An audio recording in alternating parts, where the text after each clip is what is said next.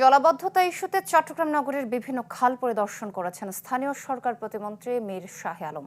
বিভিন্ন সংস্থার প্রতিনিধিদের নিয়ে করেছেন মতবিনিময় সভা। আমরা সরাসরি চলে যাচ্ছি সেখানে।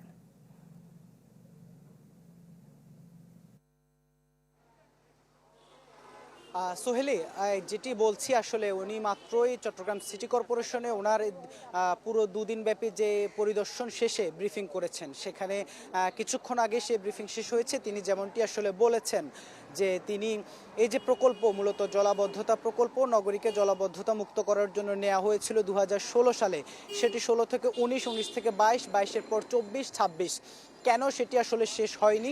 আর এর জন্য তিনি আসলে বলছেন যে এগুলোর উত্তর আসলে যাদের দেওয়ার কথা ছিল তারা এখন দেশে নেই, তারা দেশ ছেড়েছেন, উনি যেমনটা বলছেন। আর এছাড়া উনি বলছেন যে অতীতে যে সমন্বয়হীনতার কারণে মূলত প্রকল্পটি আসলে এই যে অব্যবস্থাপনার মধ্য দিয়ে গিয়েছে, সেখানে যেসব অনিয়ম হয়েছে সেগুলোর বিচার করার তিনি আসলে প্রতিশ্রুতি দিয়ে গেছেন।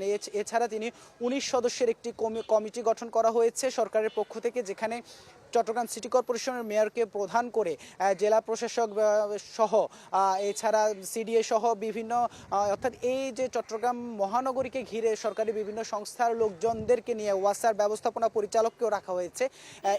এই যে 19 সদস্য, তারাই মূলত আগামীতে চট্টগ্রামের এই যে জলাবদ্ধতা সেটি কিভাবে আসলে নিরসন করা যায়, প্রকল্প যেটি সেটির আসলে কিভাবে শেষ করা যায়, সব কিছু মিলে তারা বিষয়টি তদারকি করবেন।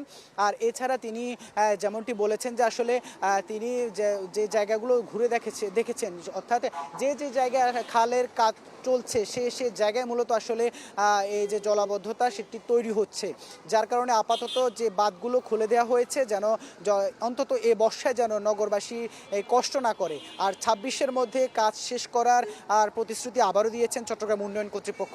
এ ছিল আসলে আজকে এই পুরো দিনের পরিদর্শনের সবশেষ।